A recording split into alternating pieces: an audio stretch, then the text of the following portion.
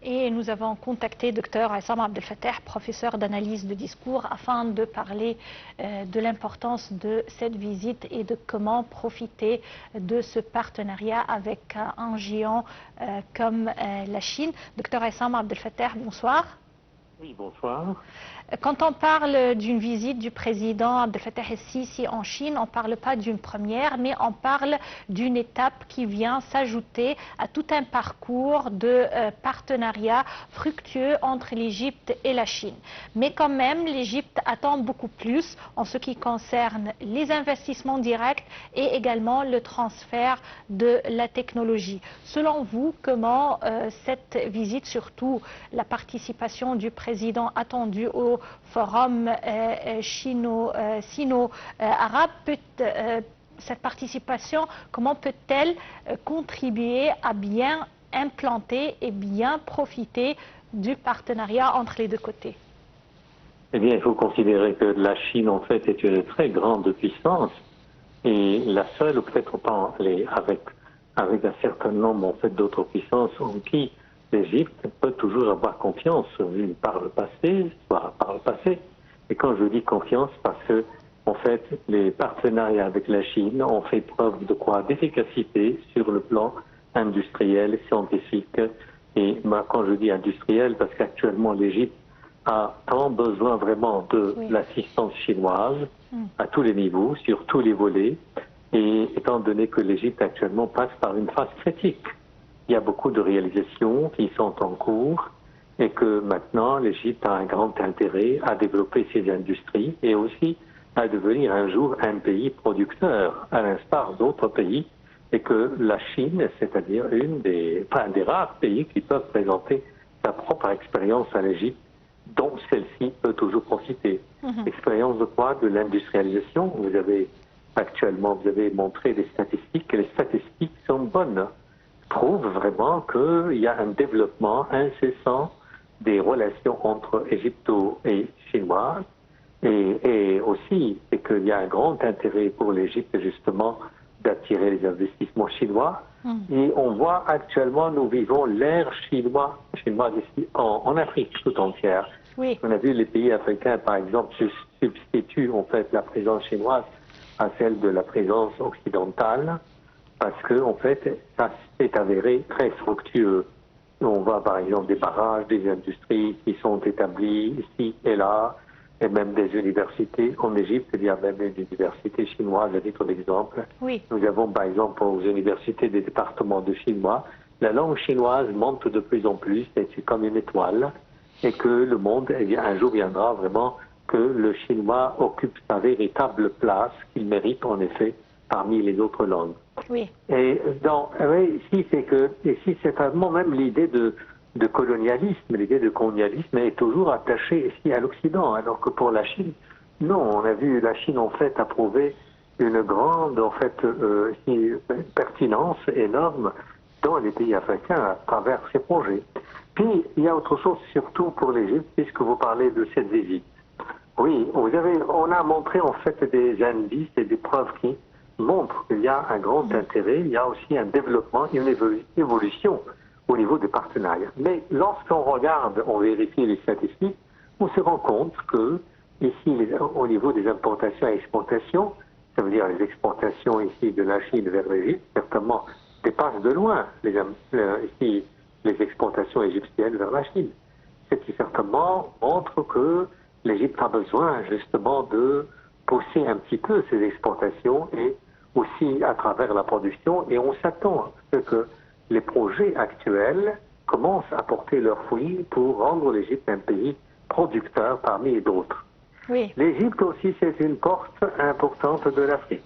C'est-à-dire que la Chine a un besoin impérieux certainement de l'Égypte, vu sa position soit au niveau politique, soit au niveau géographique, ou bien géostratégique, porte de l'Afrique, a besoin de l'Égypte pour justement ici reprendre ses investissements pour faire une sorte d'expansion d'investissement en Afrique et prouver sa présence. Oui. Sur le plan politique, absolument l'Égypte a besoin de la Chine. Pourquoi? Parce que on sait très bien que la Chine ici c'était un des membres en fait permanents du Conseil de sécurité qui est là sa voix doit se faire entendre, c'est-à-dire à travers le veto. Et aussi pour simplement les projets et puis pour mettre fin à la crise palestinienne. Et vu certainement les drames qui se couvrent, elle a besoin vraiment de la voix chinoise. Et la Chine, en fait, elle se range du côté de l'Égypte sur la même ligne politique, c'est-à-dire critique actuellement des agressions israéliennes, soutient de plus en plus qu'il y a la solution à 2 États. Donc il y a une sorte de consensus quasi complet entre les 2 diplomaties sur les mêmes lignes politiques entre l'Égypte et la Chine. Oui. Oui, c'est vrai que, comme vous l'avez mentionné, Dr Essam Abdel Fattah, également sur le plan politique, il y a une sorte d'harmonie, si vous voulez, entre les opinions des 2 côtés, puisque aujourd'hui, on a vu les déclarations de la part du président Abdel Fattah el-Sisi et de son homologue chinois concernant Gaza, concernant l'arrêt des agressions contre les Palestiniens, et également la Chine qui a tenu à féliciter l'Égypte pour son rôle primordial dans cette, bon, je ne veux pas dire crise, mais dans cette tragédie, et également le rôle de médiation joué par l'Égypte. Oui, absolument, absolument, parce que en fait, les institutions internationales, en fait, actuellement, leurs efforts ont été voués à l'échec. Oui. C'est-à-dire même au niveau de CPI, Nations Unies, on a l'impression que les Nations Unies, le CPI, c'est une sorte de balle absorbe colère.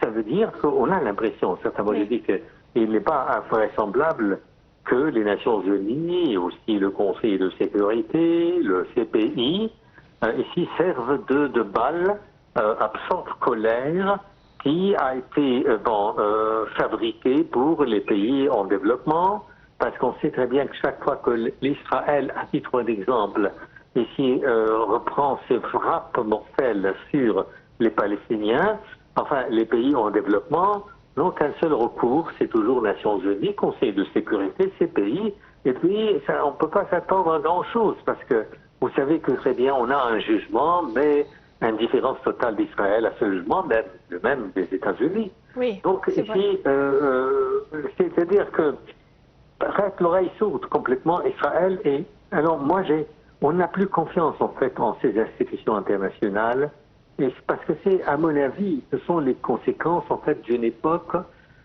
écoulée complètement. C'est-à-dire que ce sont des institutions obsolètes. Oui, malheureusement c'est le cas.